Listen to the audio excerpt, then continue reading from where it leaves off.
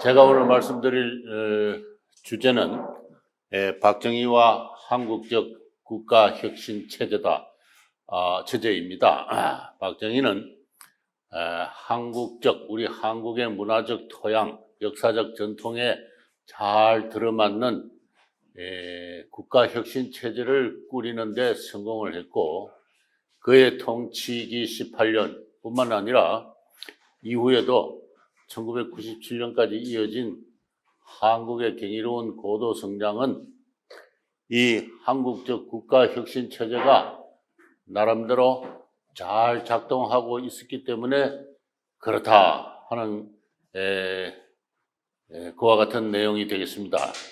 이 한국적 국가혁신 체제가 해체되기 시작하는 것은 김영삼 정부 때부터입니다. 김영삼 대통령은 너무나 무모하게도 어떠한 대안도 없이 그 이전 30년간 이전 정부가 구축한 이 국가혁신 체제, 고도 성장의 국가혁신 체제를 해체를 시켰고, 그 결과 97년에 다 잘 아시는 대로 IMF 경제위기를 초래했습니다. 이후 지금까지 20년 동안 한국 경제는 계속 시들시들하고 길을 펴지 못하고 있습니다.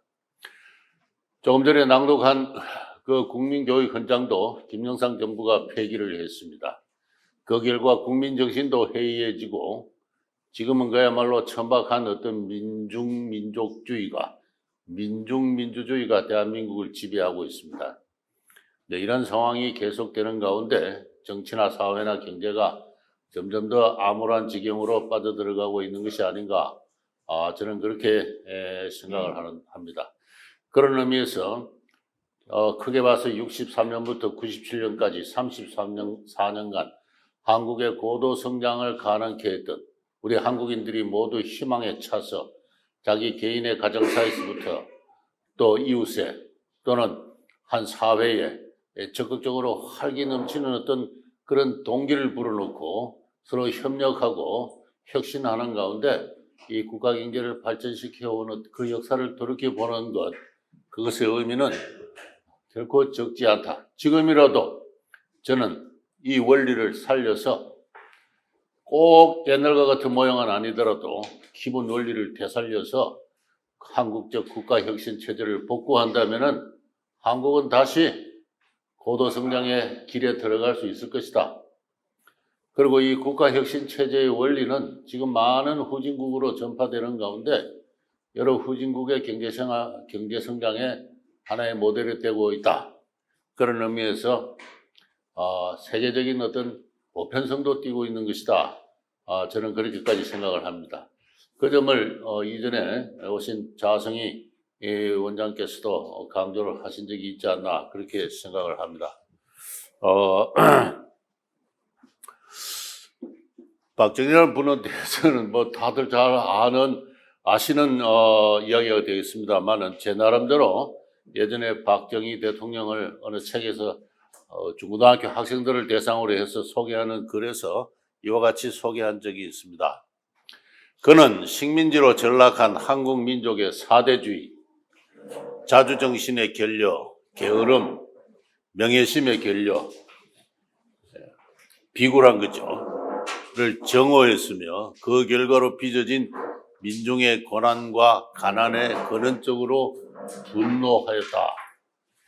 박정희 대통령이 쓰신 여러 가지 글, 특히 혁명 초기에 쓴 그 국가와 혁명가나 그걸 읽어보면은 이분은 강렬한 어떤 분노, 그죠?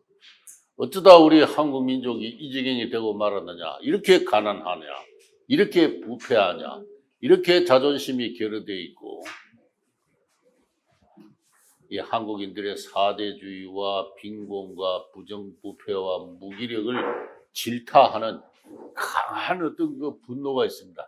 이 박정희 대통령을 이해하려면 이 분노를 먼저 이해를 해야 됩니다. 오늘 한국의 정치가들은 찾아볼 수 없는 강렬한 분노는 이분들에게 이 박정희 대통령에는 강렬한 소명의식으로 그것이 성화했고, 박정희 대통령을 이해하는 데는 이 강렬한 역사에 대한 분노와 소명의식, 그런 것을 먼저 전제해야 된다고 생각합니다. 그는 개인의 이기심과 사회계약에 기초한 서유럽의 자유민주주의보다 자유와 민족과 국가의 새로운 역사를 개척하는 데 도움이 되는 민족적 혹은 행정적 민주주의를 추구하였다. 그의 정신세계는 민족주의로 충실했으며 정치 이념인 국가사회주의와 친근했으나 세계시장을 무대로 한국적 국가혁신 체제를 꾸려가는 과정에서 고도의 실용주의로 일관했다. 이건 제 나름대로 박정희 대통령에 대한 그의 정신세계를 요약한 것입니다. 그는 식민지기에 태어났어요. 1917년에 태어났고 45년까지 나이 28살 때까지 일본식의 교육을 받았습니다. 그리고 결국은 일본의 군인이 되었고, 그리고 최고 수준의 어떤 군인으로서의 교육을 받고 또 복무를 했던 그런 사람입니다. 그 시대는 전쟁의 시대였습니다. 비록 일본을 위한 전쟁이었지만은 전쟁이란 것은 보통의 인간들이 수행하는 그와 같은 정신세계 노릇은 감당할 수는 없고 국가와 민족을 위해서 한 몸을 던지는 봄에 떨어지는 어떤 벚꽃잎과 같은 산화하는 젊은이들이 전장에서 죽어가는 모습이 일상적으로 벌어지고 있는 그와 같은 시대였습니다. 일본에 한 200만 내지 300만 명의 젊은이들이 태평양에서 또는 중국에서 그렇게 전투를 하다 죽었어요. 그 시대에서는 박정희로서는 자기 동료들입니다. 그렇게 살아남은 사람으로서는 먼저 간 수많은 친구들이 목숨을 버려서 죽는 것을 본 그런 사람이 뭐 때문에 죽었느냐? 국가와 민족을 위해서 죽는 것이죠. 국가와 민족. 식민지기에 태어났기 때문에 그 국가와 민족으로서 충성의 대상은 어린 시절에서는 일본 제국주의였습니다. 그러나 역사가 바뀌어가지고 대한민국이 성립했을 때, 이 나라가 독립국가로 되었을 때 그 충성의 대상은 더 이상 일본이 아니고 우리 한국 민족, 대한민국, 이 충성의 대상이 그렇게 바뀝니다. 그리고 이 나라의 그 발전을 위해서 한 목숨 국가와 민족의 재단에 몸을 바친다 하는 것, 이걸 가장 고귀하게 생각했던 강렬한 민족주의 정신을 갖고 있습니다. 10월 여신 할 때도 그랬죠. 혁명할 때도 그렇습니다. 국가와 민족의 재단에 내 몸을 바친다 하는 것입니다. 죽음을 각오하고 사선을 넘어서 어떤 결단을 하는 상태, 강렬한 어떤 민족주의고 그 기초에는 조금 전에 말씀드린 어떤 분노, 근원적인 어떤 분노가 자리 잡고 있다는 이야기. 그리고 이 상당히 그 국가사회주의적인 어떤 그런 요소가 강합니다. 그런 시대에 태어나서 그런 교육을 받았어요. 혁명을 하기 전에 여러 그 동료들하고 잦은 자리에서 박정희 대통령은 공공연하게 일본 군들이 1936년 2월 26일에 일으켰던 그 쿠데타를 칭찬을 했습니다. 일본의 황군파 장교들이 쿠데타를 해서 그리고 일종의 군국주의적 입각에서 일본을 개조를 해야 된다 하는 그와 같은 정신에서 일어난 쿠데타죠. 그 쿠데타가 결국은 실패를 해서 많은 천황파, 황도파 장교들이 처형되고 한 그 사건인데, 이 사건을 박정희 대통령은 오히려 그 청년 장교들을 자기의 육군사관학교 선배가 되는 사람들이죠. 칭찬을 했습니다. 그래서 주변의 사람들이 특히 그 박정희를 도웠던 이 대학 교수 출신의 지식인들이 당신이 어떻게 해서 그런 그 국가주의를 미화를 하느냐 이렇게 비판을 하면은 박정희는 화를 내면서 이런 이 글쟁이들, 지식인들 말이지. 네. 남을 비판이나 할 줄 알고 국가와 민족을 위해서 한 몸 덧쳐 죽는 것의 그 고귀함에 대해서는 생각할 줄 모르는 이 글쟁이들을 나는 가장 혐오한다. 이런 식으로 해서 강하게 충돌하고 했던 그러한 그 정신세계의 분이에요. 그러나 이분은 결코 군국주의, 전체주의자가 아니라 집권해 나가는 과정에서 나름의 한국적 국가 혁신 체제를 꾸려가는 과정에서는 누구보다도 더 자유주의적으로, 좀 이따 말씀드리겠습니다만, 세계 시장을 상대로 해서 수출을 한다는 것은 군국주의적 어떤 국가사회주의적 정신세계로서는 불가능한 것입니다. 물건을 만들어서 해외 시장에 팔아먹는다는 것은 고도의 실용주의적인 어떤 그러한 자유주의적 시장 경제의 원칙에 충실하지 않은 한 그런 불가능한 현상이에요. 이랍니다. 이러한 과정을 겪으면서 그는 누구보다도 고도의 시장주의적 실용주의자로 스스로 변모를 해갔다. 저는 그렇게 생각을 합니다. 그는 강렬한 역사에 대한 분노, 그리고 국가와 민족에 대한 어떤 더없는 어떤 헌신, 그 민족주의, 이런 국가주의적 성향을 띠고 군사혁명을 했습니다마는 나라를 부흥시키는 과정에서 누구보다도 뛰어난 실용주의자로서, 시장주의자로서 변신을 해나가는 그런 과정이었고, 제 자신 경제학자입니다만은, 명색이 경제학 교수를 했습니다만은, 당대 어느 경제학 교수들보다도 뛰어난 경제학의 교사였다. 그렇게 생각을 하고 있습니다. 고도 성장이 어떠한 것인가에 대해서는 다 잘 알려져 있는 이야기니까 간략하게 소개만 드리면은 1962년부터 97년까지가 고도 성장의 시기입니다. 1인당 GDP가 약 한 13배 가까이 증대했고요. 연평균 한 9% 정도의 고도 성장을, 그야말로 세계 자본주의 역사상 참 경이로운 어떤 그와 같은 그 경제 성장을 했습니다. 성장의 기본 힘은 국민 소득 가운데서 투자와 지출입니다.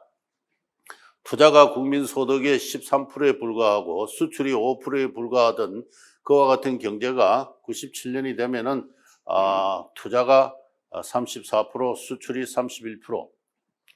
고도 투자와 고도 수출이 이 경제 성장을 이끌어냈습니다.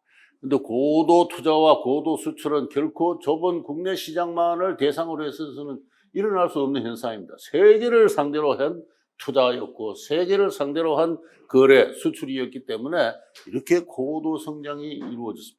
어느 후진국이 이 시대에 세계를 상대로 해서 대규모 투자를 한 세대에 걸쳐서 지속적으로 감행한 이런 나라가 한국의 최초의 선례를 이루었고, 이것이 한국적 국가적 혁신 체제의 가장 핵심적인 비밀의 하나입니다.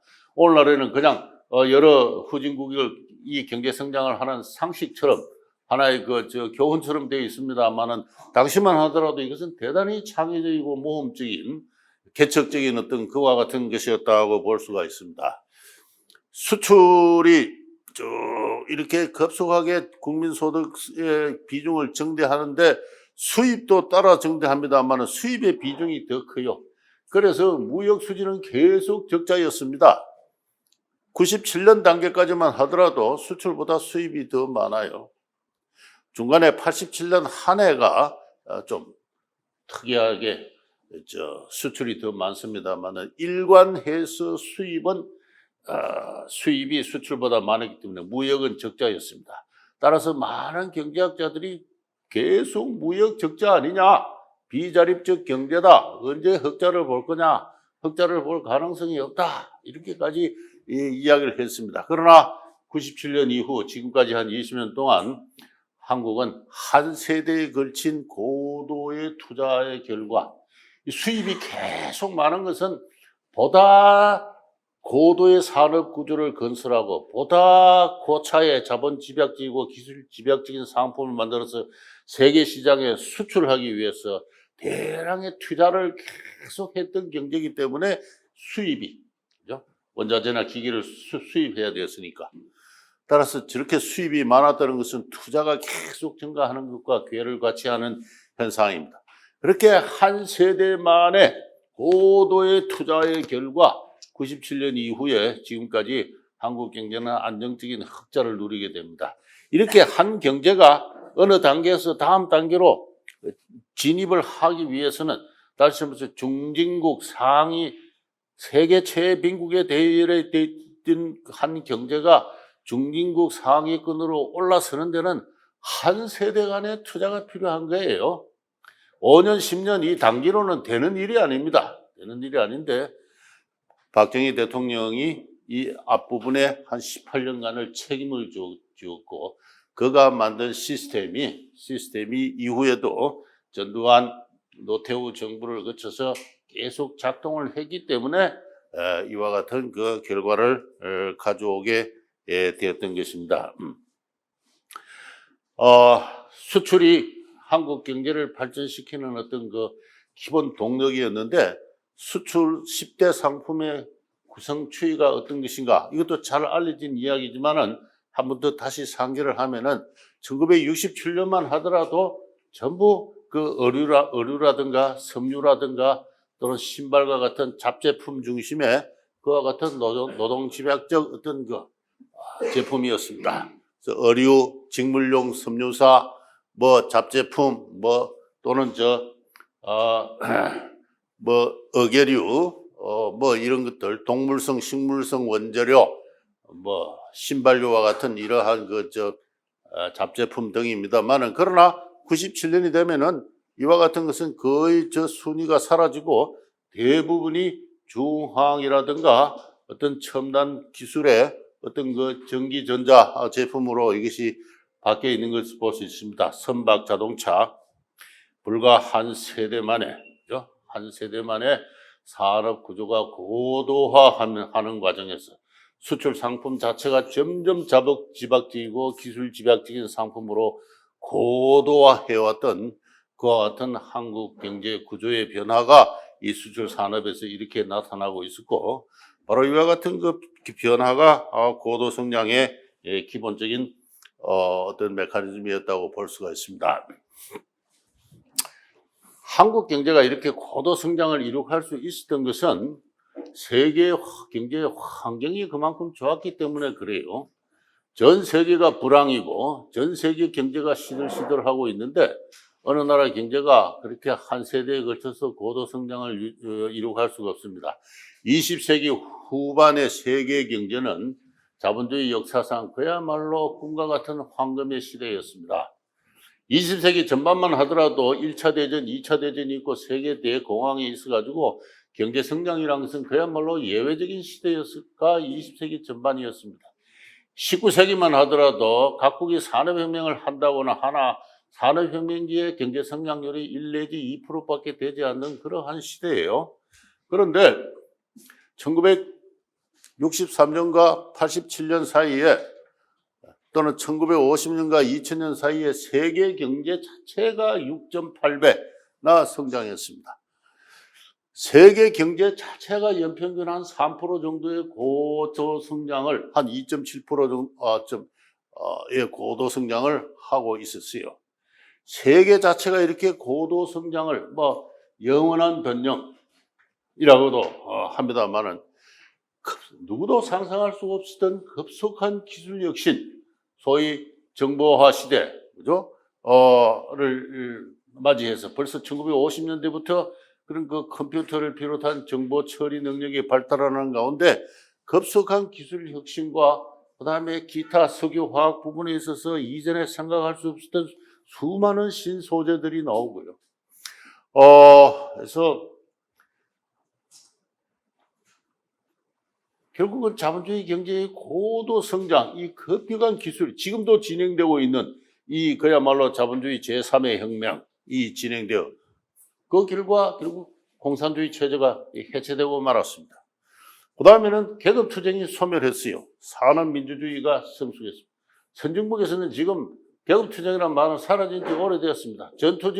전투적인 노동조합도 사라진 지가 오래되었어요. 아직도 우리 한국에서는 아직도 그 노동조합이 국민 경제를 좌지우지하는 결정력을 행사하고 있습니다만은 이거는 아직도 우리 한국이 선진국이 되고 있지 못하는 하나의 그 현상의 결과라고 하겠습니다만은 20세기 후반이 되면은 선진국에서 소위 전투적인 계급 투쟁은 사라집니다. 그리고 산업 민주주의가 성숙을 해요. 성숙을 합니다. 그래서 그 다음에는 자유무역 체제. 1950년에서 2000년 사이에 세계 무역이 20배나 성장했습니다.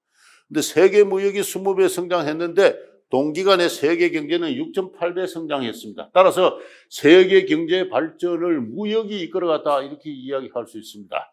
1950년대 후반부터 미국을 중심으로 해서 소위 가트, IMF 가트 체제가 작동하기 시작해서 전 세계가 관세율을 낮추기 시작을 했습니다.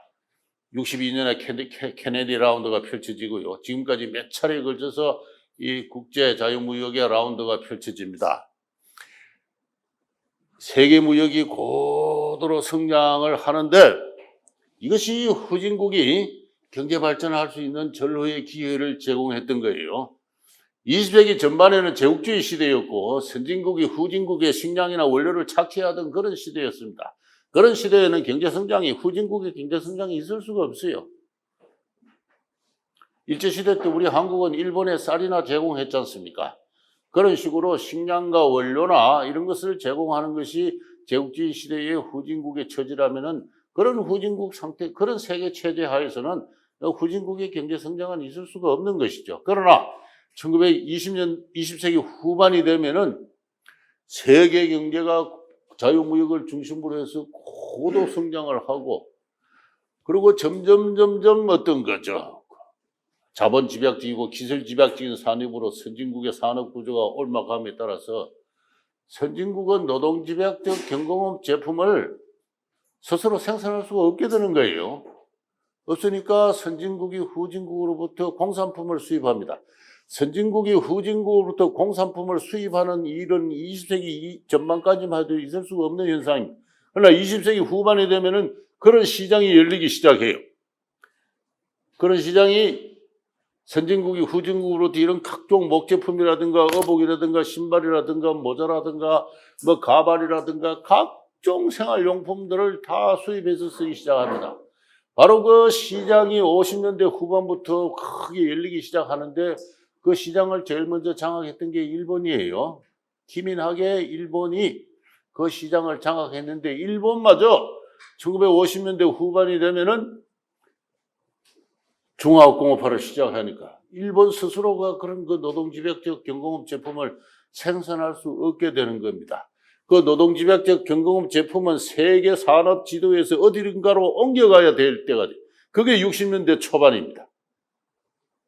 그러한 기에 그걸 가장 먼저 기민하게 그 세계 경제의 산업 입지가 리매핑 되는데 다시 어딘가 점을 찍어야 되는데 그거를 신속하게 테이크 오버를 했다. 그죠? 그래서 한국적 국가 혁신 체제의 두 번째 그것은 세계 시장의 동향에 기민하게 적응을 했다는 겁니다.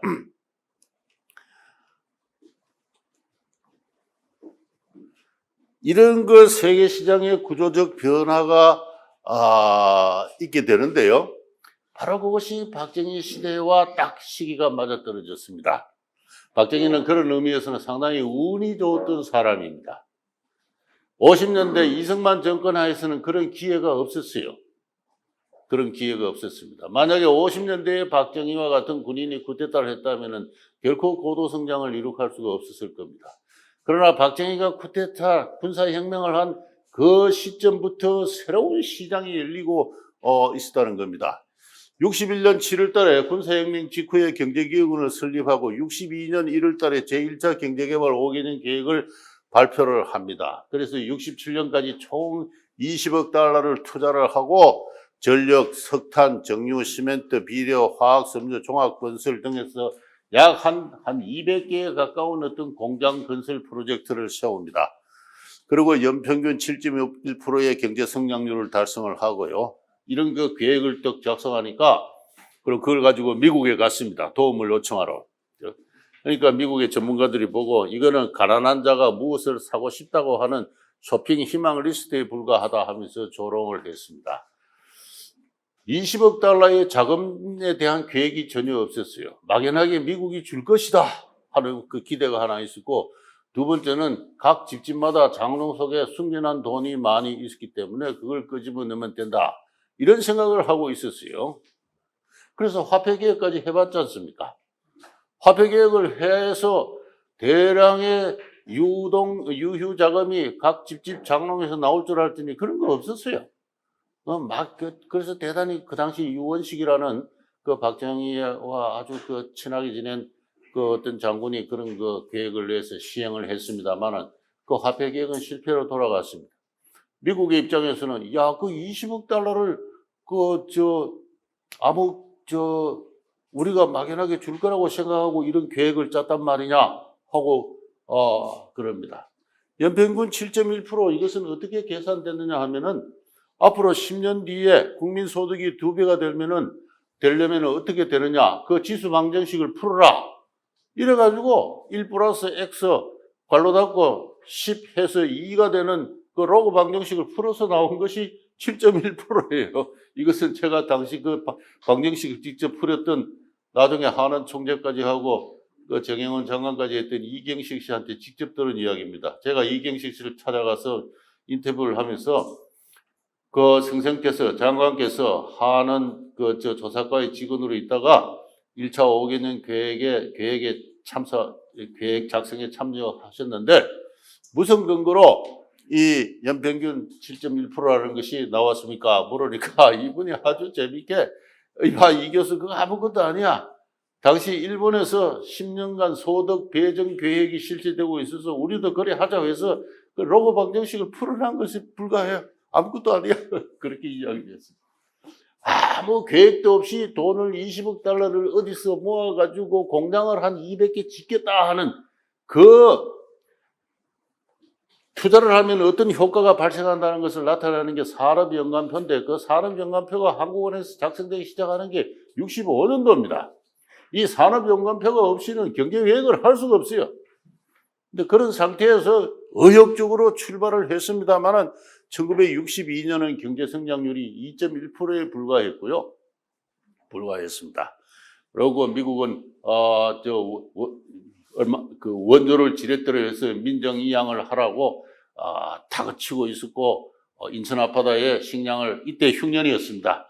인천 앞바다에 식량을 싣고 온 배가 식량의 하적을 미루면서 민정이양에 관한 정치적 선언을 하라고 자꾸 압박을 가하고 있었던 그러한 그 혁명이 과연 성공할지 실패할지가 지극히 전도가 불투명한 그와 같은 상황이 있는데 63년에 뜻하지 않게 성장률이 9.1%로 탁 튀어 올라요.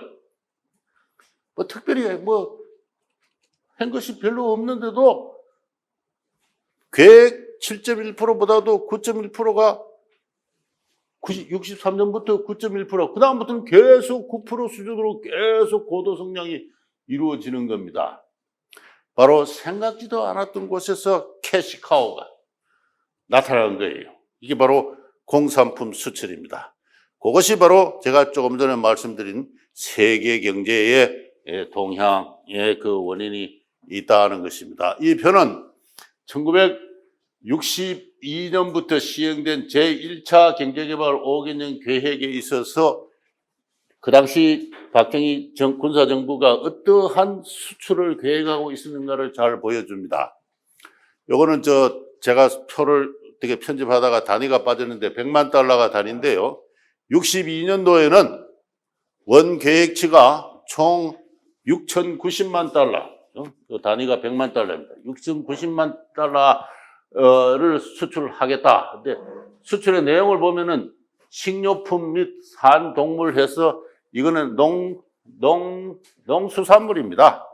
우리 전통적으로 쌀을 수출했죠. 쌀과 해산물, 김, 기타 어물, 어계류를 일본에 수출하고 있었습니다. 일본에 역시 예전부터 해오던 대로 쌀 정산해서 또 김 많이 만들어 가지고 또 여러 가지 그 조개라든가 생선류들을 일본에 수출하겠다. 그 다음에 비식용 원료는 석탄 또는 텅스텐 이와 같은 광산물을 말합니다. 이것이 이제 가장 비중이 크죠. 이게 2천만 달러, 2,500만 달러. 원료물 제품이라는 것은 요게 바로 공산품을 말하는 겁니다. 공산품. 공산품은 580만 달러 수출하겠다. 이게 그러니까 62년 단계만 하더라도 수출이 경제 성장의 주력이 된다는 생각을 하지를 못했고 그래도 달러는 있어야 되니까 수출을 해야 되겠는데 뭘 하느냐? 우리 있는 것 갖고 쌀 생산하고 바다에 물고기 잡고 석탄 캐고 텅스텐 캐고 해서 열심히 수출하자 하는 그런 전통적인 생각을 하고 있었던 그러한 상태에서 제1차 5개년 계획이 만들어진 거예요. 6,090만 달러를 수출하겠다 했지만은 그 해에 5,480만 달러밖에 수출하지 못했고 62년은 굉장히 경제적으로도 불황이었지만은 정치적으로도 대단히 군사정부로서는 암울한 위기의 시대였다고 볼 수 있습니다. 그런데 63년에 7,170만 달러를 계획을 했는데 8,680만 달러의 수출이 정대했는데 농수산물이라든가 광산물은 다 당초 계획치에 미달합니다만 공산품이 640만 달러를 수출하겠다 한 것이 2,810만 달러가 갑자기 풍 증가해요. 나머지 원래대로 되지는 못합니다. 바로 이것입니다. 요거. 아무도 예상하지 못했는데 공산품이 급격하게 증대하기 시작해요. 이 공산품은 첫째는 당시 함석판, 양철, 그죠? 아연도 철판이라 하는데 베트남에서 특수가 터졌습니다. 그래서 베트남으로 당시 일신제강이나 동국제강 같은 이 철강 회사들이 양철을 지붕이고 담장 세우고 하는 그 양철 있죠. 그걸 대량으로 수출을 하기 시작했습니다. 두 번째는 합판입니다. 합판, 동명목재 이와 같은 대성목재 이와 같은 목재 회사들이 미국 시장에 합판을 수출하기 시작했고 세 번째는 동남아와 유럽 시장에 직물, 섬유로 직물을 수출하기 시작했는데 그건 모두 그 이전에 이승만 정부가 참 피땀을 일구어서 만들어내었던 그와 같은 공업입니다. 따라서 박정희 정부는 결코 자기 힘만으로는 성공한 것이 아니고 이전 정부가 일구어 나왔던 그 값진 재산이 있는 거예요. 있는 겁니다. 박정희 정부는 좀 유감스럽게도 그 점을 잘 몰랐지만은 그러나 오늘날 이 연구자 입장에서 볼 때는 박정희 정부를 살린 것은 그 이전에 이승만 정부가 일구어 놓았던 그러한 기초적 공업들이 있었고 두 번째는 이러한 공업들이 60년대부터 살 길을 찾아서 해외 시장을 열심히 개척하고 있었는데 정부의 도움이 없이도 갑자기 그냥 대박들이 툭툭 터진 것은 일본 제품을 능가하는 가격 경쟁력을 갖고 있었던 겁니다. 일본은 그 당시 종합공업화를 추진하고 있었고 일본의 임금이 계속 올라가니까 이런 그 노동집약적 경공업 제품에 있어서 비교 우위가 한국으로 넘어오기 시작했어요. 그렇게 해서 이렇게 수출이 터지기 시작한 것입니다. 여기에 뭐가 있구나 이렇게 해서 보완 계획을 해요. 64년에 보완 계획을 해서 이때부터 이제 수출이 살 길이다 하는 이야기들을 사람들이 하기 시작을 합니다. 그래서 당초 830만 달러 계획했던 것이 4,650만 달러를 엄청나게 늘려잡았는데 수정 계획을 했는데 4,200만 달러를 성취하고요. 65년에 되면은 920만 달러가 원 계획이었는데 6,600만 달러. 66년에 되면은 1,000만 달러였는데 7,300. 이렇게 이 62년 단계에서는 이 생각도 할 수 없는 어떤 대규모 공산품 시장이 한국 경제에게 기회를 제공했는데 바로 조금 전에 말씀드린 대로 세계 경제의 고도 성장의 결과 여러 선진국에서나 후진국에서 한국의 경공업 제품이 가격 경쟁력을 갖는 새로운 국제시장이 창출되었기 때문에 그렇습니다. 이 잡제품이라는 것은 뭐 신발이라든가 이런 가발과 같은 그러한 그 여러 가지 그 재료들이 모여서 이루어지는 고도의 그 노동집약적 제품인데 이것도 뭐 폭발적으로 증대하기 시작을 했고요.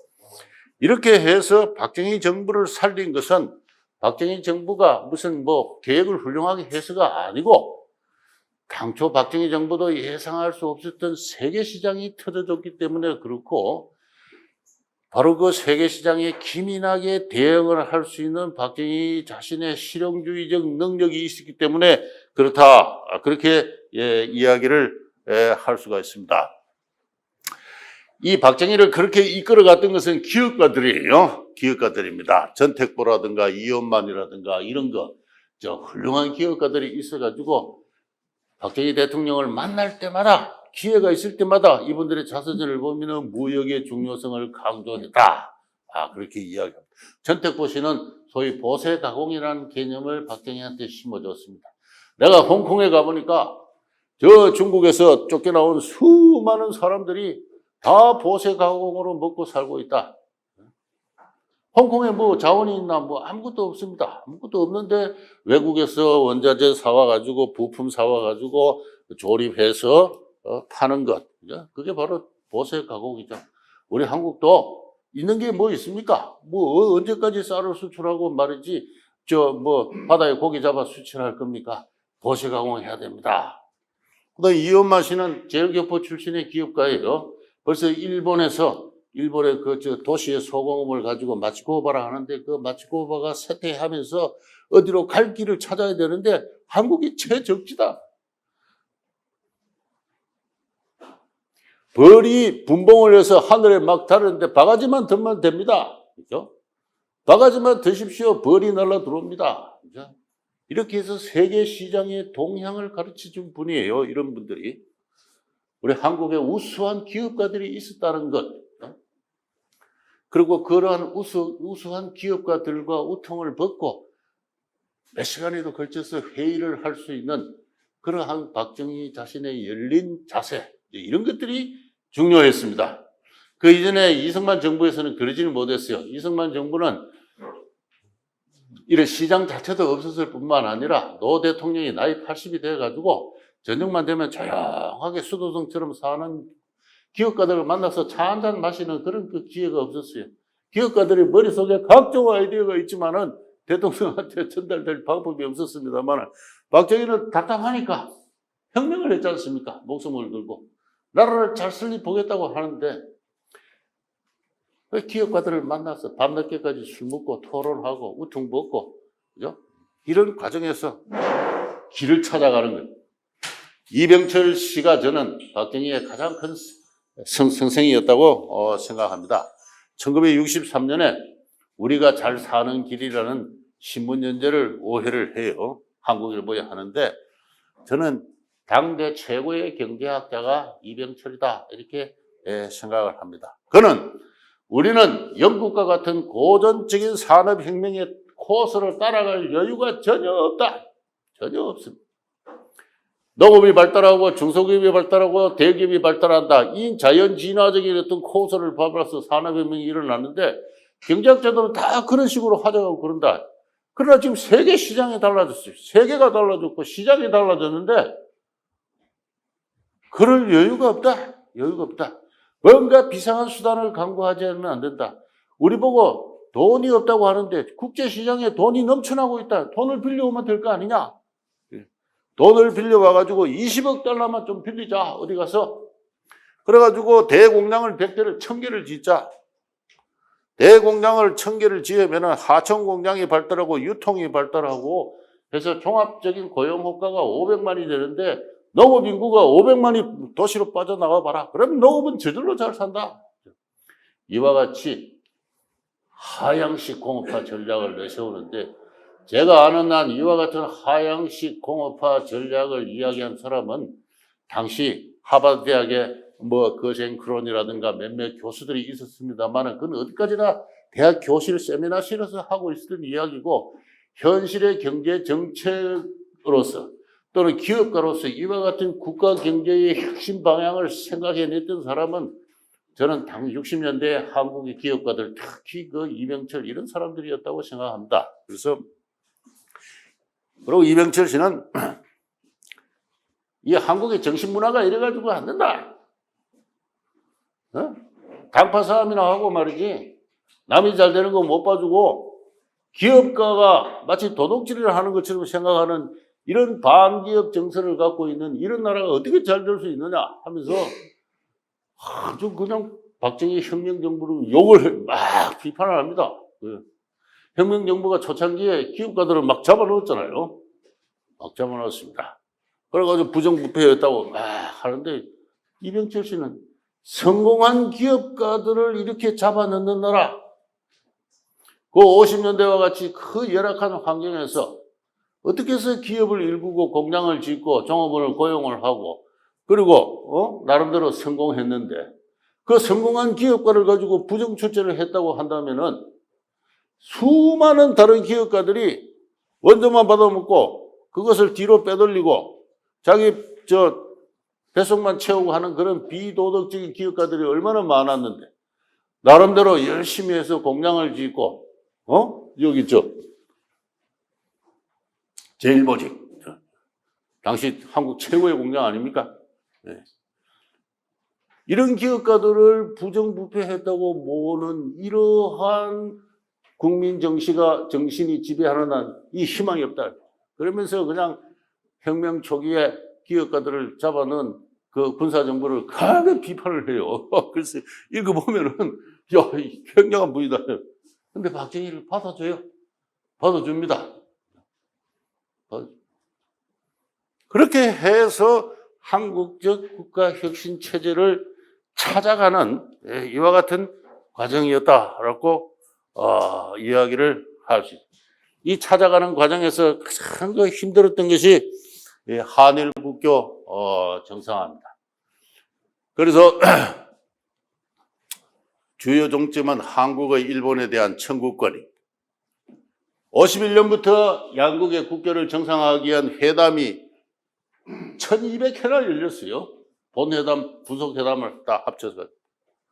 세계 외교 사상 가장 지리하고 비생산적인 회담이 10년 이상 쭉 끌어오고 있었는데 아무도 이것을 어느 정부도 이승만 정부는 아예 노골적으로 반일 정책, 당분간은 반일 정책이다 취했고 그 장면 정부나 이런 분들은 이것을 시행하는데 국민적 저항이 너무나 크기 때문에 감히 그것을 관철시킬 용기를 못 내고 있었어요. 한국 정부는 일본에 대해서 20억 달러를 내놔라. 우리가 받을 게 있다. 라고 주장을 했고, 일본은 20억 달러 중에서 우리가 줘야 될 돈은 한 2천만 달러에 불과하다. 일제시대 때 한국인들이 갖고 있는 우편여금 또는 뭐 각종 연금이나 보험, 이런 거 미지불, 그러한 예금들이 있는데 이것은 뭐 당연히 돌려줘. 그 다 합해 조사해 보니까 한 2천만 달러밖에 되지 않는다. 나머지 1%죠.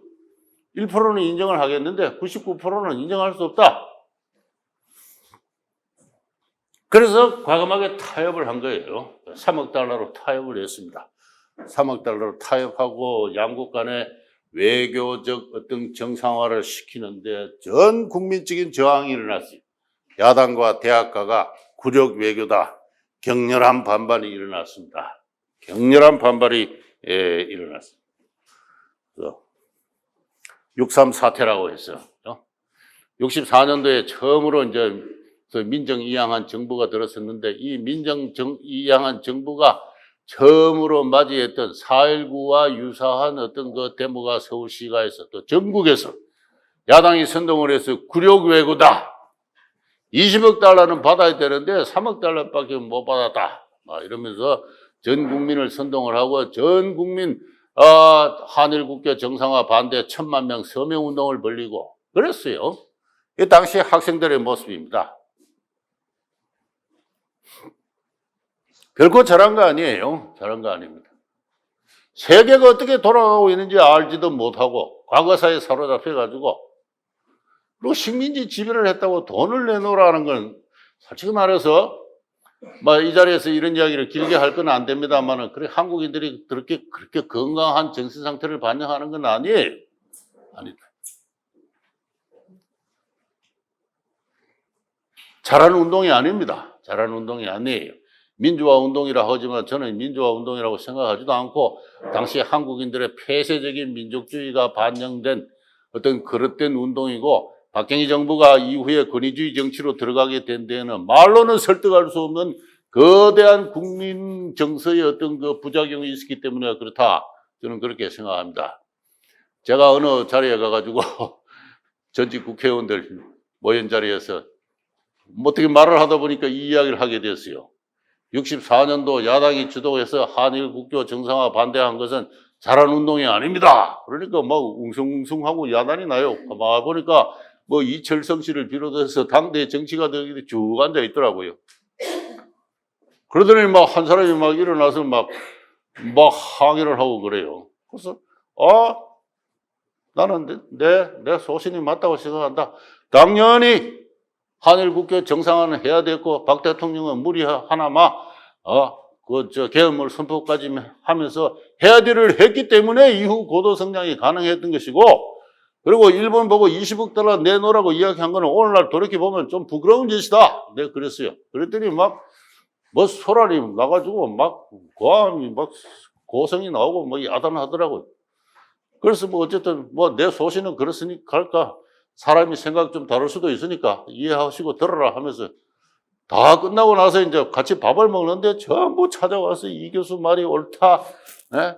우리도 그때 반대를 하긴 했지만 속으로는 해야 된다고 생각하고 있었어. 그러고 있는 거예요. 참. 그래서 내가 당대 그 유명한 정치인들 있지 않습니까? 이철성, 그 다음에는 김옥선, 야당의 기라성 같은 사람들이 그 앞에 그 헤드 테이블에서 같이 밥 먹는데 말이죠. 이 교수 말이 옳아. 그때 우리도 속으로는 그렇게 해야 되는 줄 알고 있었어. 그러면 왜 그렇게 죽자사자 반대를 했어요? 이게 문제인 거예요, 이게. 군대를 동원해서라도 진압을 해야 됐고, 그래서 권위주의 정치가 시작된 거 아니에요. 박정희 권위주의 정치의 절반의 책임은 야당한테 있는 거예요. 그래서 절대 권위주의 정치 책임을 박정희한테만 돌리지 마라. 아무 대안 없이 근본주의적으로 반대만 하게 했던 그런 사람들의 책임은 어디 가고 없느냐 하는 그런. 박정희 대통령이 1965년에 드디어 이제 갈 길을 찾았습니다. 그래서 연두교수를 발표를 해요. 정산 수출 건설. 정산 수출 건설 중에 수출이 중심골입니다. 경제활동의 생명으로 삼아서 이런 말을 이 가운데 해요. 있는 자원을, 있는 생산 설비를 총동원해가지고 세계 시장이 필요한 것을 정산해서 수출한다. 거기서 벌어들인 달러를 가지고 자립적인 국가 경제를 건설하는 산업 구조를 건설한다. 이 산업 구조를 건설하는데 이것은 동시에 세계 시장을 상대로 한 산업 자립적 국가 경제이기 때문에 더 큰 정상과 더 큰 수출과 더 큰 건설의 루프로 이어진다 하는 이와 같은 논리예요. 이것이 한국적 국가 혁신 체제의 핵심 논리입니다. 세계 시장을 상대로 해서 수출을 하고 거기서 벌어들인 달러를 갖고 보다 고차의 산업 구조를 건설하고 그렇게 해서 보다 많은 정산과 보다 많은 수출을 하고 그렇게 해서 벌어들인 더 많은 달러를 가지고 더 고차의 산업을 건설하고 하는 이와 같은 그 경제활동의 이것이 한국적 국가혁신체제의 그렇지만 이게 결코 간단하지 않았어요. 조금 전에 말씀드린 대로 이후 30년간 박정희 시대는 물론이고 계속 무역 수지는 적자였어요. 적자였습니다. 정산 수출 건설을 한다고 했지만 건설을 하기 위해서 많은 외자를 들어와야 됐고 또 많은 중간재나 부품을 수입해야 됐기 때문에 경제는 무역 수지는 계속 적자였습니다. 한국 경제가 무역 수지를 면하는 것은 97년 이후부터다 이렇게 이야기를 했는데요. 더구나 그 전반기 박정희 시대만 하더라도 이와 같은 수출 주도형 경제 성장은 대단히 위험한 것이었고 무역 수지 적자가 누적되는 가운데 마치 국가 경제가 바깥 경제에 제국주의 경제에 종속되어 가는 것이 보였어요. 바로 그와 같은 국민 정서를 이용해서 조금 전에 말씀드린 바와 같은 한일 국교회담 반대 데모가 있었던 것과 마찬가지로 야당은 대중경제론을 주장하기 시작했어요. 이 잘 알려진 대중경제론. 1971년 달에 저도 당시 대학교 2학년으로서 이 대중경제를 하나 들고 대구 수성천변에서 김대중 씨 당시 선거 유세할 때 대구까지 쫓아 내려와서 그냥 뒤를 쫄쫄쫄쫄 쫓아다니고 김대중 연설에 환호하고 했던 그런 그 젊은 시절을 보낸 사람입니다. 이 책은 제가 아직도 소중하게 잘 갖고 있어요. 원본이 어디 잘 없습니다. 잘 없는데 이 논리가 뭐냐 하면은 농업과 중소기업의 바탕을 둔 민족 경제를 육성해야 된다. 선진국의 산업혁명을 봐라. 먼저 농업이 발달하지 않았느냐. 농업이 발달하면은 농업에서 잉여가 발생을 하면은 농촌 시장이 로컬 마케트가 발달하면은 그 로컬 마케트의 토대를 둔 중소기업이 견실하게 발전한다. 그래서 농업과 중소기업의 상생적인 로컬 마케트에 기초한 민족 경제를 육성하는 게 시급하다. 그렇게 해서 야당은 66년도부터 대중경제론을 주장을 하면서 100만 안정농가 창설을 박정희 대통령의 수출주도형 공업화의 대항 전략으로 내세웠어요. 그것을 발전시켜서 71년도에 그 김대중의 대중경제 백문백답 저 책이 나오게 된 겁니다. 그런데 생산재 공업도 필요하니까 생산재 공업은 국가가 이를 관리하는, 소유하는 국영경제로 하는, 그래서 중소기업은 민간이 하고 생산재 공업 이런 것은 소위 석유화학이라든가 기계, 철강 이와 같은 이런 것들은 국가가 하는 이 혼합 경제 체제를 가져가야 된다. 그리고 자본도 없고 기술이 없는 나라가 외부로 무작정 개방 체제를 해서는 안 된다. 상대적인 자급자족을 해야 자급자족 체제를 구성해야 되고 상대적인 자급자족 체제를 통해서 대외 종색을 피해야 한다. 그러면서 이게 대중경제인데 이 대중경제를 실행하기 위해서는 근로자가 경영에 참여해야 되고 따라서 사업주와 근로자가 기업 경영위원회를 노사위원회를 구성을 해서 이것이 기업을 경영을 해야 되는데 그게 대중민주주의다. 그래서 대중경제와 대중민주주의가 정치와 경제가 조화를 이루는 그와 같은 길로 나아가야 된다. 한국 경제가 이런 길로 갔더라면 어떻게 되었을까요? 그 결과는 뻔합니다. 더 이상 모든 후진국이 많은 자원이 있는 후진국이 저기를 갖다가 다 실패를 했습니다. 다 실패. 성공한 나라가 단 한 나라도 없어요. 그런데 당시의 지식인들은 대학 교수들은 이걸 찬성했어요. 저도 대학교 들어가서 맨날 강의 듣는 게 이런 식의 강의를 들었어요.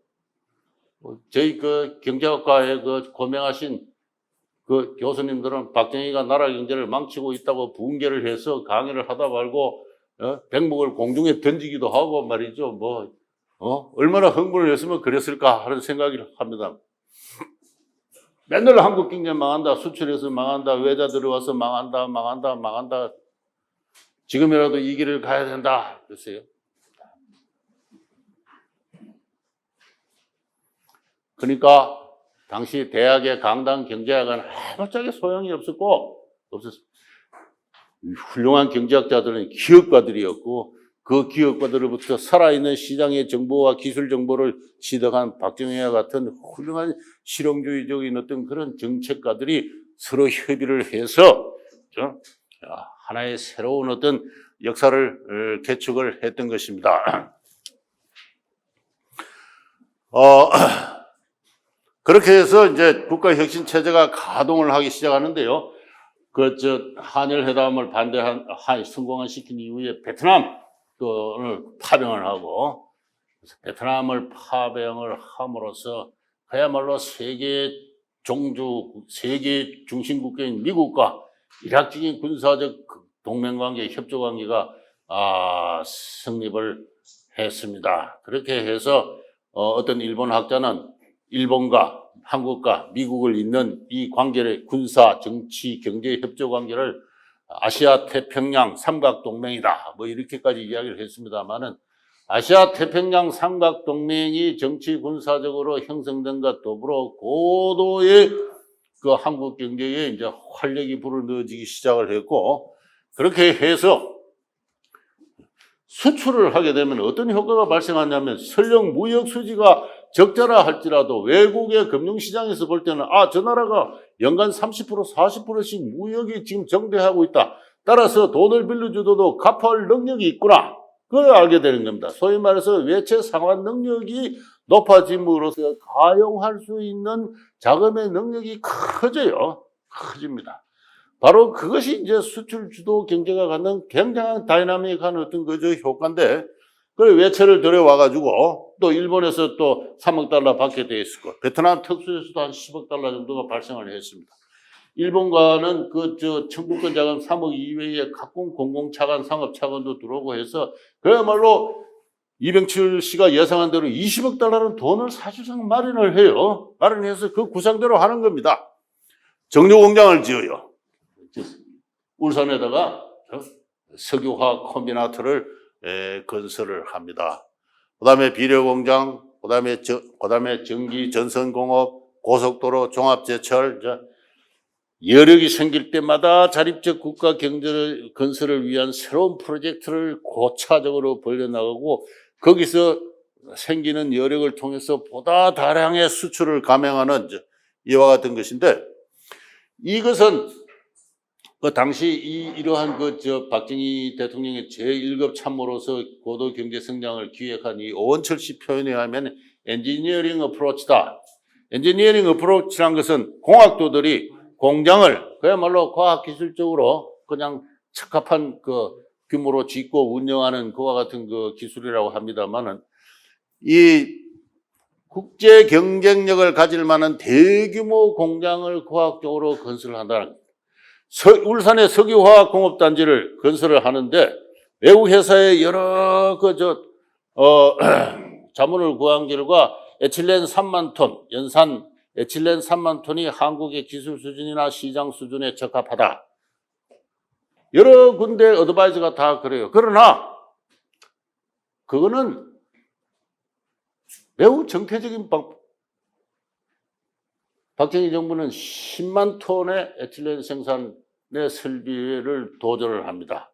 왜? 그래야 국제적으로 경쟁력이 있다.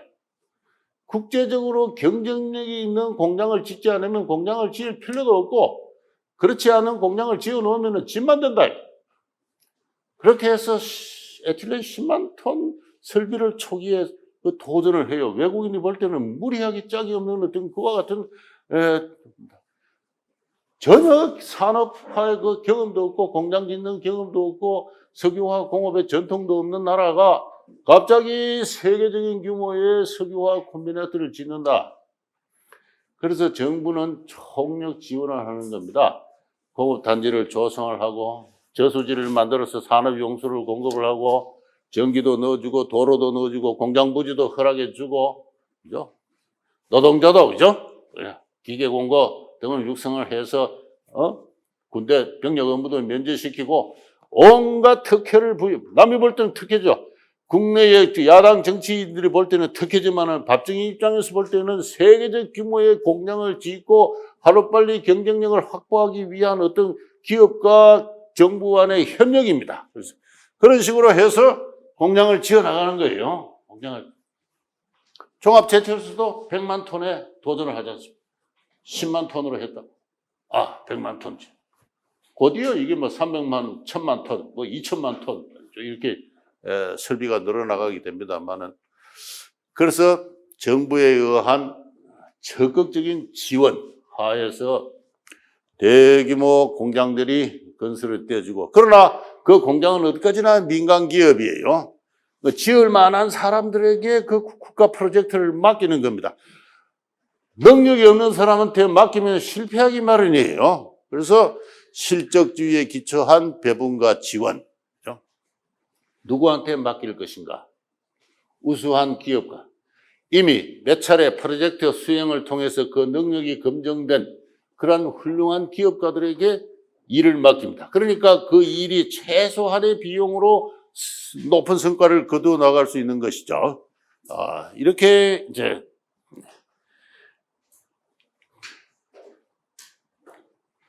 그래서 이거를 요약을 하면은, 첫째는 이 한국적 국가 혁신 체제의 특질을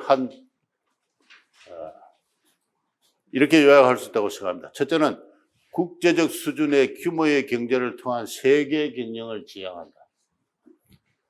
경제개발의 목표는 자립적 국가 경제의 건설이지만 그것을 달성하기 위한 수단은 세계 경영이에요. 세계 경영입니다. 세계적으로 경쟁력 있는 대규모 공장을 지어가지고 수출을 한다. 바로 그거예요. 이것이 학군적 국가 혁신 체제의 핵심 원리인데 지금 그거 다 까먹고 지금 벌써 이런 소리가 못 들어본 지가 오래됐어요. 세계적으로 경쟁력 있는 공장을 짓고 산업을 일군다 하는 그와 같은 발상이 지금 현 정권 안에서 들어볼 수도 없고 김영삼 정부 이래 그런 소리 다 사라졌어요. 그러나 박정희 정부 시대에는 전두환 노태우 정부 시대까지는 세계적으로 경쟁력을 갖는 이 규모의 경제, 그 일정한 채산성을 확 실현할 수 있는 대규모 공장을 짓고 세계적인 경쟁력을 확보한다는 거죠. 그 다음에는 구체적 행동 계획이 뒷받침된 실현 가능한 목표의 설정과 목표의 단계적 고도화입니다. 그래서 막연하게 하지 않고 구체적으로 매우 수치화된 정량화된 정책의 목적이 설정이 돼요. 예를 들어서 연간 한 40%씩 수출이 계속 성장하고 있었는데 남들이 볼 때는 무모하기 짝이 없는 어떤 그러한 수출 계획이지만은 그러나 당시 수출 산업에 종사했던 기업가들이라든가 그 다음에는 상공부의 수출 과장들과 만나서 이야기를 해보면은 절대 무모하지 않았다. 무모하지 않고 산업별, 지역별, 심지어는 기업별로 수출의 가능성, 수출의 전망을 타진을 하고 그 위에서 매우 과학적으로 어떤 목적이 설정이 되었습니다. 일단 목적이 설정되고 나면 그것은 마치 군대가 전투를 하듯이 달성하고 했던 것이죠.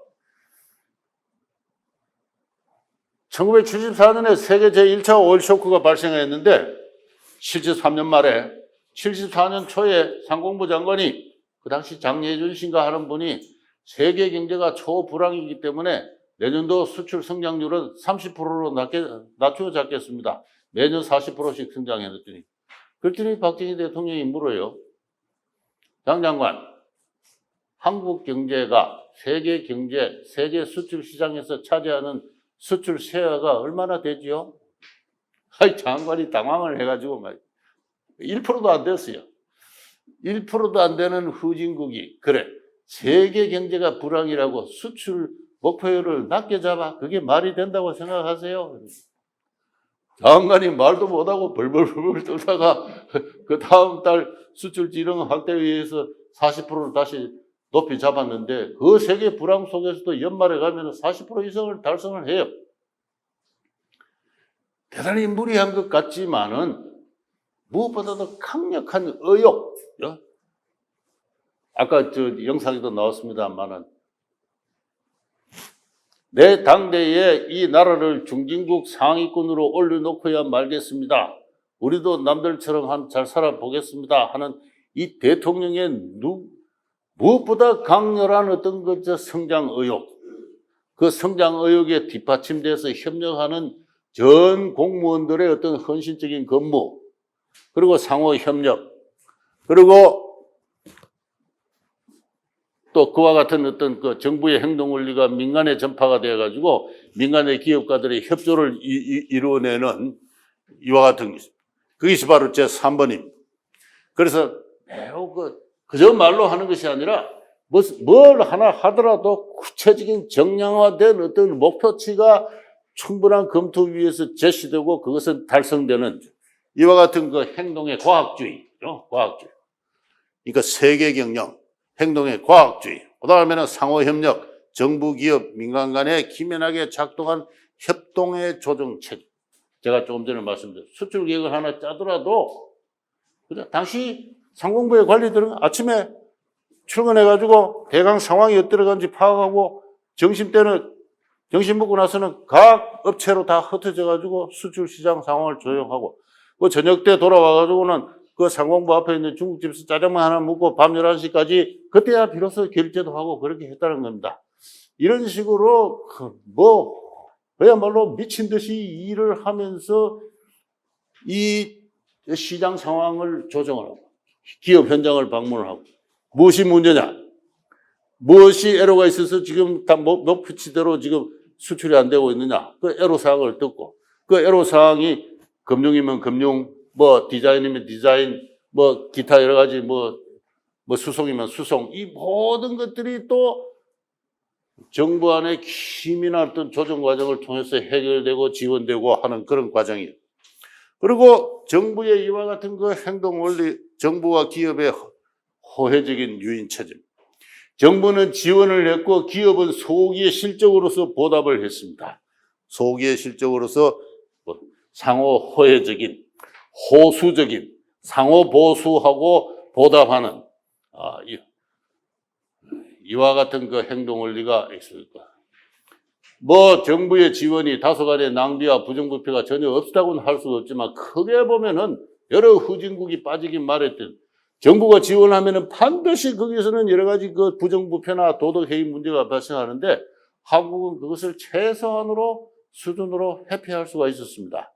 그래서 정부의 강력한 성장 의욕과 엄정한 규율이 작동하고 있었고 그런 면에서 기업에 대한 지원이라도 그는 엄격하게 실적주의에 기초한, 다시 말해서 성과주의에 기초한 그러한 그 지원이었습니다.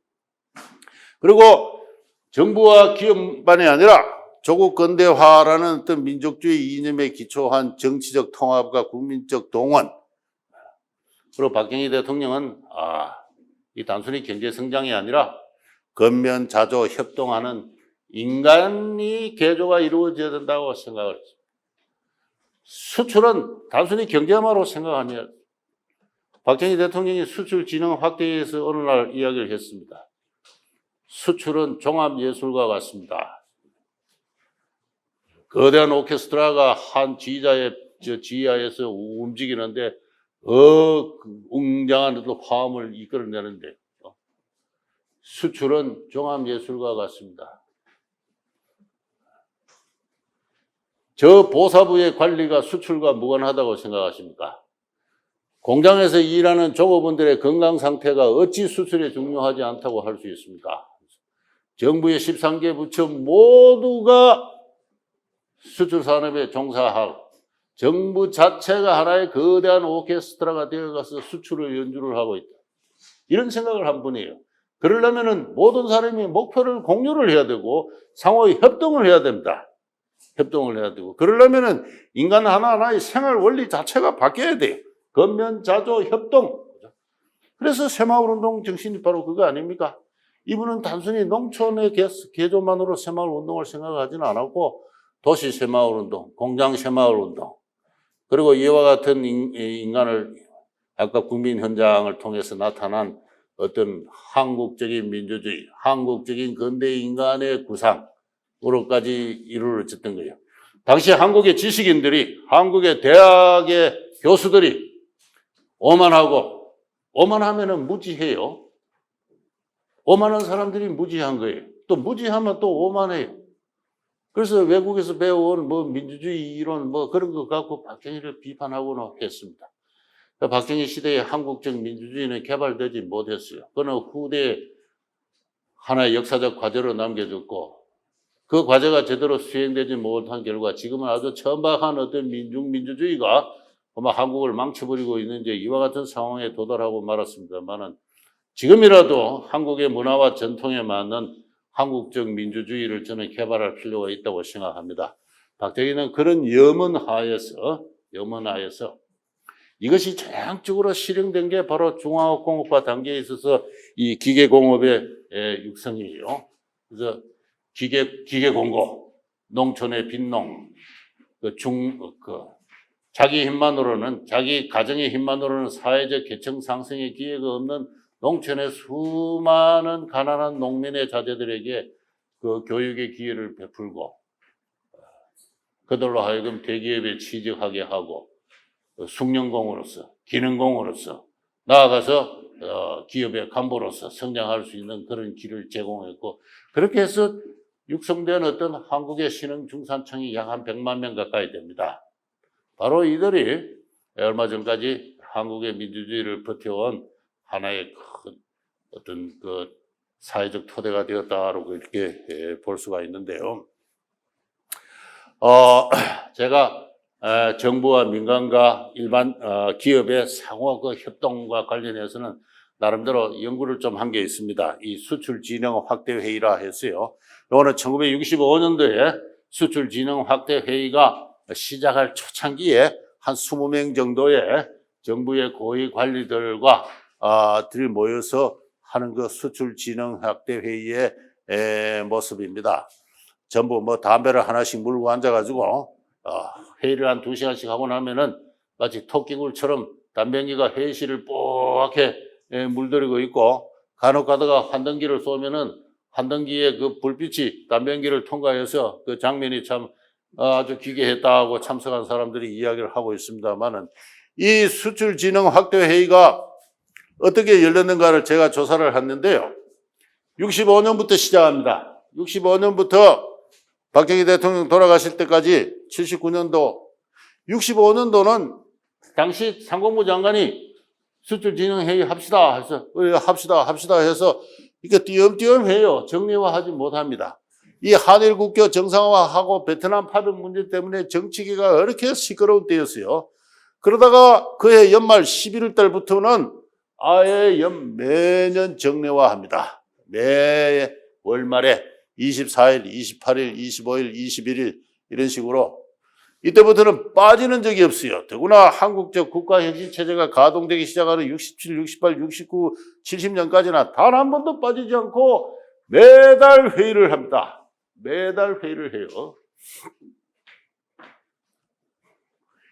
이 매달 처음에는 상공부가 주관해서 대통령이 오는 회의를 유치하면 상공부의 위상이 높아지니까 상공부가 그렇게 회의를 유치했는데, 그 다음부터는 대통령 자신이 재미가 들어가지고 한 번도 안 빠지고 계속 나오니까 상공부 관리들이 죽을 지경입니다. 그냥 뭐 분기에 한 번 정도 하면 몰라도 말이지, 뭐 매달 똑같은 회의 내용, 회의록이 쭉 있는데 그걸 보면은 처음에 1시간 정도는 거의 전달하고 내용이 똑같아요. 뭐 공산품, 뭐 목재 수출 얼마, 철강 수출 얼마, 미국 수출 얼마, 저 유럽으로 수출 얼마, 이 왜 똑같은 회의를 왜 이렇게 매달 했습니까? 라고 내가 당시 그 장관들한테 대통령이 워낙 진지하게 듣고 있으니까 감히 이것을 누구도 그만두자고 할 수가 없었다. 그렇게. 71년도 4월 달에 대통령 선거 때문에 김대중 씨가 수성 천변에도 내려오고 했던 그때입니다. 저도 쫄쫄 따라 내려와서 아까 구경했다는 그때. 이때 대통령 선거 유세가 하나 있었고, 72년 8월 달부터는 여름에 좀 쉬자 해서 이때부터 8월 달은 좀 쉬어요. 73년 요 빠진 것은 뭐 때문에 빠졌는가 했더니 마침 치통에 나가지고 치과에 갔기 때문에 빠졌습니다. 그에 이렇게 특수한 경우를 제외하고는 74년도에는 8월 달에 유경수 여사가 저격을 받아 돌아가셨는데도 그달 말에도 합니다. 집요하게. 그러면서 이 대통령이 참석하는 회의니까 다분히 의례적인 회의지만은 그 의례 하나를 연출하기 위해서 전 정부 부처가 협력을 하고 민간과 협력을 하지 않을 수가 없어요. 회의 규모는 점점 커져가 나중에는 100명, 200명까지 됩니다. 나중에는 민간 기업가들이 또 절반 정도 참가해서 그냥 자유자재로 어떨 때는 발언을 해서 막 대소란이 벌어지기도 해요. 어떤 기업가가 일어나서 뭐가 문제다라고 이렇게 지적을 하게 되면은 상공부 관리하고 경제기관 관리들이 그냥 그거를 막 토론을 열심히 하는 장면도 있고요. 제일 큰 문제가 수출 금융인데, 수출 금융의 금리를 올리느냐 내리느냐에 따라서 이 수출이 증가하는 속도가 달라지는데, 그렇게 되면은 이제 재무부의 입장에서는 통화량에 문제가 생기게 되죠. 금리를 낮추면 통화량이 늘어나야 되니까 이게 조정을 해야 됩니다. 상공부, 경제기획은 재무부가 조정을 해서 수출 금융을 어떻게 할 것인가. 이 조정이 안 된 채 회의안 나와가지고 논쟁이 벌어지는 통에 재무부 재무국장이 목이 날아간 적이 있어요. 그래서 이 뭐냐면은 조정을 안 하고 회의를 했다가는 어떤 무서운 같은 공무원들끼리 못 볼 결과가 발생한다는 것을 몇 차례 경험하면서부터 상호 조정을 합니다. 지금 이 정부에서는 상호 조정이라는 것을 그야말로 듣고자 해도 들을 수도 없는데, 당신은 상호 조정이 정부 행동 원리의 가장 중요한 것인데, 그 상호 조정을 만들어낸 게 이 대통령의 이 수출 진흥 확대 회의예요. 그리고 여기에 민간 기업이 참여하고 민간의 또 우수한 어떤 그 기술자나 참여하고 해서, 그리고 전 세계적인 동향을, 무역선이 하나 저 동아프리카에 갔다, 그 동아프리카에 뭐 목재를 싣고 간 또는 뭘 기계를 싣고 간 그 배는 돌아올 때 무엇을 싣고 오지요? 이렇게까지 대통령이 물어요. 세계 지도를 펴놓고 우리나라 삼선이 지금 어디 가서 뭘 하고 있다는 것까지 체크를 하는, 지금은 뭐 그렇게 할래야 할 수도 없겠지만은 그만큼 주도 면밀하게 이거를 무려 18년 동안 했다는 겁니다. 전 세계에서 이런 나라가 없어요. 이런 대규모 회의체를 매달 정기적으로 운영한 나라에 예가 없습니다. 77년에 수출 1,000억 달러 달성하고 나서, 수출 100억 달러가 달성하고 나서부터는 조금 느슨해지기 시작하고, 이때는 유신 말기가 되어서 79년이 되면 확실히 체제 피로의 모습이 빠지는 달이 나오기도 합니다만은, 어쨌든 그야말로 한국적 국가혁신 체제의 기본 원리는 정부와 기업과 민간의 협력입니다. 그리고 이 협력을 위한 조정의 체계가 기민하게 작동하고 있다 하는 그걸 사실이고, 상공부가 이렇게 하니까 기획은 또 월간경제동향보고라는 회의를 또 했어요. 이거는 매월 초에 합니다. 매월 초에 하는데, 이건 제가 그래서 매월 초에 월간경제동향보고를 하고, 매월 말에 수출진흥 확대를 하고, 전 수출진흥 확대에는 수출 산업을 미시적으로 마이크로하게 체크하는 것이라면은, 월간경제동향은 국가경제의 전반적인 거시적인 상황을 체크하는 겁니다. 그리고 공기업 구조조정이라든가, 그다음에 농어촌 개발이라든가, 뭐 여러 가지 문제가 거기서 다루어지는데요. 70년대가 되면은 이제 새마을 운동이 또 주요 과제가 되고, 이 두 회의를 운영하느라고 정부의 실무 관료들이, 여기 여성분들이 앉아있어 죄송한 이야기입니다만, 매달에 2번씩 월경을 치르느라고 막 죽을 지경이었다고 그래요. 예? 예. 월간 경제 동향이니까 줄이면 월경이잖아요. 그렇게까지 정부와 민간이 협력을 하면서 남들이 상상하지 못하는 이 종합공업화를 이루어내는 겁니다. 그래서 시간이 다 됐기 때문에 이 종합공업화가 어떻게 이루어졌는가에 대해서는 지금 말씀드릴 좀 시간이 제가 조금만 더 이야기를 하도록 하겠습니다. 이 1960년대 말이 되면은 이 노동집약적 경공업 제품의 수출만으로는 더 이상 수출의 비약적인 정대가 어렵다는 어떤 전망이, 벌써 수출 진흥 확대를 매달 하다 보면은 그걸 벌써 느끼지 않습니까? 느낀다. 산업의 총사령관이 느끼기에, 야, 이거는 한계에 도달해 있다. 도달해 있다. 그래서 뭔가 어떤 새로운 어떤 72년도에 대통령은 삼선 대통령에 취임을 하면서, 나는 반드시 이 나라를 중진국 상위권으로 올려놓고 말겠습니다 하고 이야기를 해요. 벌써 그 이야기를 할 때 이분은 벌써 중화공업화를 생각하고 있었어요. 여러 가지, 더 이상 뭐 이 섬유나 의류라든가 이런 것 가지고는 안 된다. 뭔가 어떤 새로운 어떤 그 돌파구를 찾아야 된다 하는 이런 생각을 하고 있었고, 두 번째는 군사안보 위기가 아주 심각하게 닥쳤습니다. 미국이 항공국에서, 이건 뭐 지난 시간에 뭐 이충건 박사님이 좀 이야기했을 것 같은데요. 주한미군을 빼내고 딕슨 도트린을 선포를 해서 미국과 중국이 적극적으로 협력을 하면서 아시아 태평양 지역에서 양국 간 두 강대국의 협력 체제를 복원을 하고 그걸 통해서 소련을 봉쇄를 하고 중국과 협력이 필요하다면은 한국 정도는 중국권으로 떼어내줄 수도 있다 하는 것이 미국이 놓는 세계 장기판의 흐름에서 그와 같은 조짐이 읽혀지기 시작하는 그런 시대가 60년대 말 70년대 초입니다. 이때 이제 자주국방, 당시 소총 하나 만들지 못하는 그러한 정부였어요. 제가 군대 갔을 때 M1 소총을 들고 훈련을 했는데 M1 소총을 들고 훈련을 하고 있으니까 지나가는 미군들이 가다가 갑자기 차를 세우더니 내려더니 나한테 오더니 M1 소총을 보더니 this is M1. 그래서 자기들끼리 말이죠. 자기들이 2차 대전 때 쓰던 병기잖아요. 그러니까 보니까 신기하니까 이거 한국 군대가 아직 그걸 들고 훈련을 하고 있으니까 너무나 신기해가지고 자동차에 내려가지고 말이지.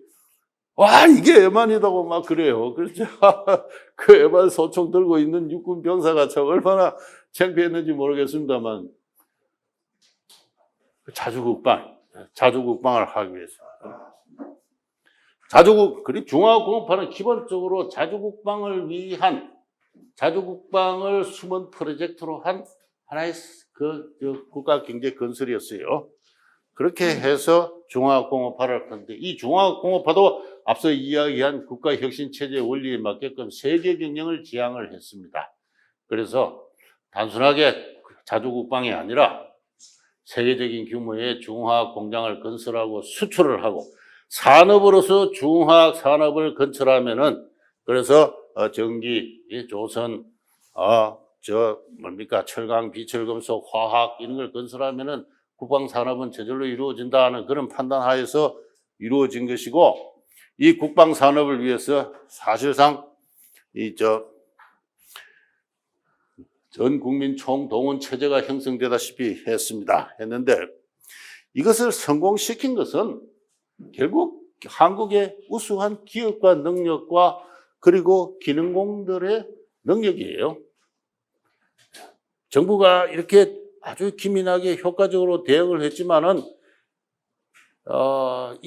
그 프로젝트가 성공할 수 있었던 것은 역시 한국의 우수한 엔지니어링 능력, 그 공학도들의 능력 때문에 그랬습니다. 그런 많은 사례들이 개발되어 있고 연구가 되어 있고 저도 제가 쓴 한국경제사 책에서도 응용을 했습니다만 예를 들어서 현대중공업이 현대조선소를 만들어서 그것이 벌써 한 76년 단계가 되면은 자기 나름의 설계 능력을 가지게 돼요. 당시 현대조선이 그 조선소를 짓기 위해서 금융은 영국에서 했습니다. 영국은 전통적으로 스코틀랜드의 전통적인 조선 산업의 방식대로 야드 위에서 용접해서 철판을 붙이는 그와 같은 전통적인 설계도를 사용하라고 내밀었어요. 그러나 정주영 씨는 이게 벌써 뒤떨어졌다. 그래서 덴마크식의 그 독거형의 그죠? 그와 같은 조선 방식을 채택합니다. 영국이 준 금융을 제공하면서 준 설계는 전통적인 용접형, 그 야드 위에서 그 용접형이라면은 이 현대건설의 조선 최신의 최대 규모의 도크 방식이었어요. 그래서 부품의 상당 부분을 조립을 해가지고 건물을 짓듯이 배를 만들어야 되는데 이 설계도를 이렇게 적용하는 데는 한국 기술만으로 불가능했습니다. 그래서 일본의 가와사키 중공업에 지원을 요청했고 가와사키 중공업은 바다 건너에 자기의 분공장이 하나 있으면 자기에게 매우 유리하다는 그런 판단하에서 기술자를 보내서 그 설계도를 이렇게 변형을 하는데 협조를 해줬어요. 그러나 그것이 불과 3년 만에 현대조선소는 자기 나름의 조선 능력, 그 설계 능력을 확보합니다. 그 가와사키 중공업으로서는 상상도 할 수 없는 일을 자기들이 70년 조선 역사에서 해낸 일을 한국인은 3년 만에 해낸대. 그래서 그 방면에 관해서는 고려대학의 배성만 교수라는 사람이 연구를 자세하게 했는데 이 사람은 일본까지 찾아가가지고 한국에 와서 당시 기술 지도를 한 그 일본 엔지니어들하고 인터뷰까지 한 것이 있어요. 그 안에 보면 자기들은 상상도 할 수 없다. 한국인이 3년 만에 자기들이 갖고 있는 설계 능력을 초월해서 자기 독자의 모델을 개발할 수 있으리라고는 상상을 할 수가 없었다. 그만큼 현대 조선소의 엔지니어들이 훌륭했던 겁니다.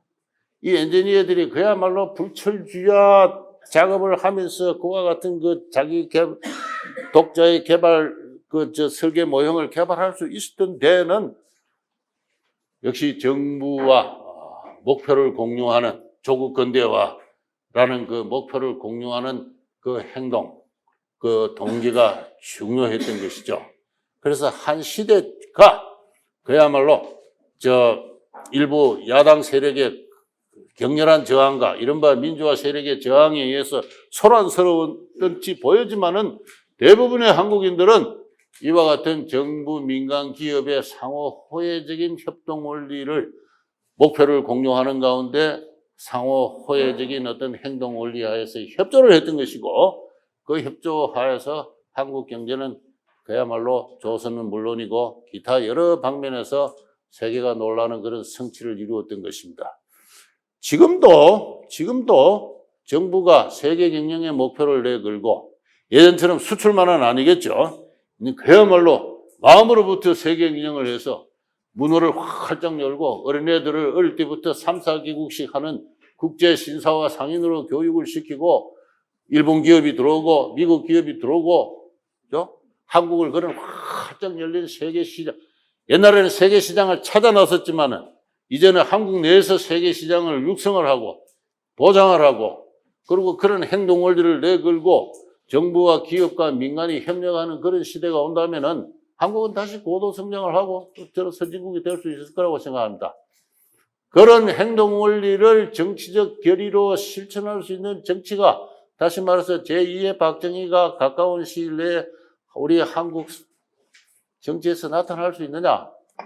저는 오매불망 그와 같은 기대를 갖고 이런 강연을 하고 돌아다니고 있습니다. 예, 제 이야기 마치겠습니다.